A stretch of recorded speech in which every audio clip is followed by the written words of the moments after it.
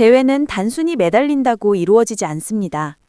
오히려 잘못된 방식으로 다가가면 상대는 더 멀어지고 맙니다. 오늘은 심리학적으로 재회를 원한다면 반드시 지켜야 하는 6가지 원칙을 알려드리겠습니다. 1부. 감정 통제. 과열된 감정을 즉시 멈추라.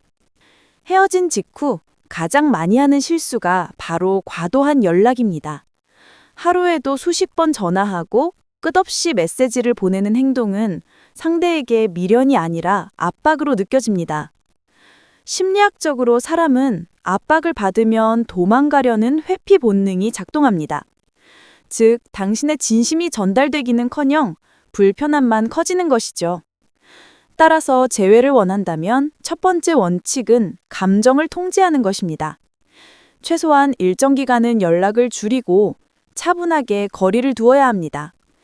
당신이 차분해질 때 비로소 상대도 다시 당신을 바라볼 수 있습니다. 2부. 자기 회복. 매력의 불균형을 되돌려라. 헤어짐에는 이유가 있습니다.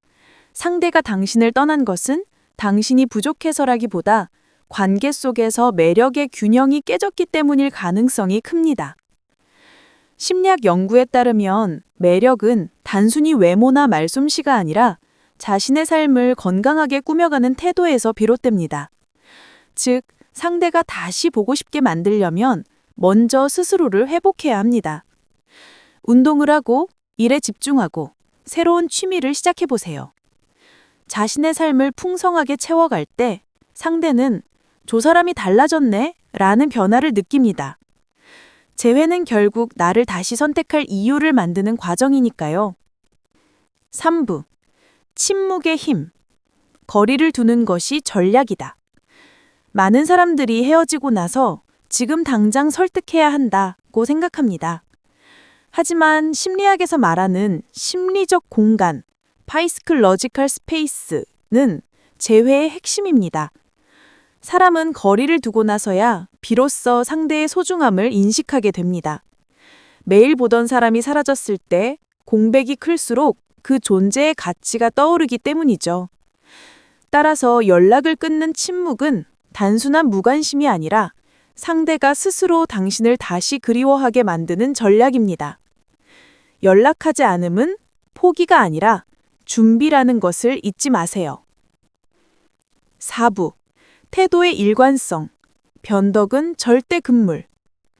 재회에서 가장 중요한 건 일관성입니다. 오늘은 따뜻하다가 내일은 차갑게 구는 모습은 상대에게 혼란만 주고 신뢰를 무너뜨립니다. 사람의 마음은 안정감을 줄 때 열립니다. 따라서 재회를 원한다면 언제나 차분하고 성숙한 태도를 유지해야 합니다. 예를 들어 연락을 한다면 짧고 담백하게, 만나게 된다면 과거의 감정 싸움이 아니라 현재의 내가 어떻게 성장했는지를 보여줘야 합니다. 이 일관성이 쌓일 때 상대는 다시 안심하고 다가올 수 있습니다. 5부. 미래를 강요하지 말라. 작은 신뢰부터 회복하라.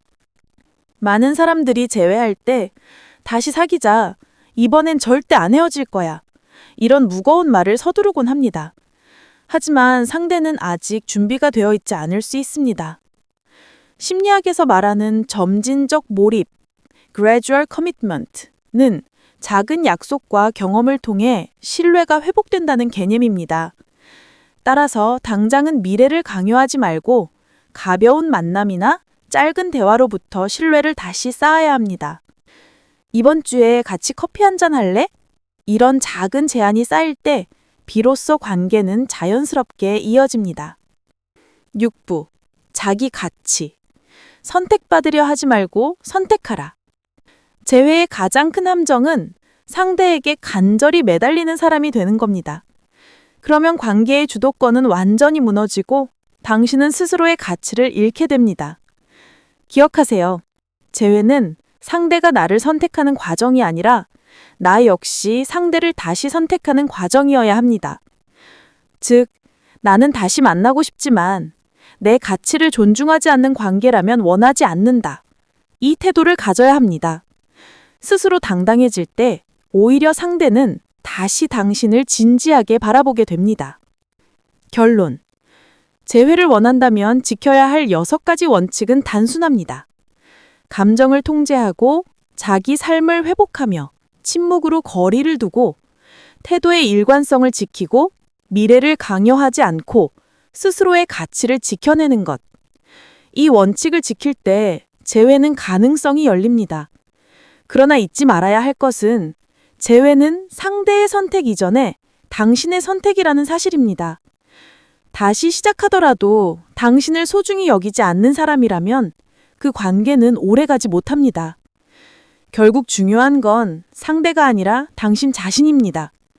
당신은 누군가에게 매달려야만 가치 있는 존재가 아니라 그 자체로 충분히 소중한 사람입니다.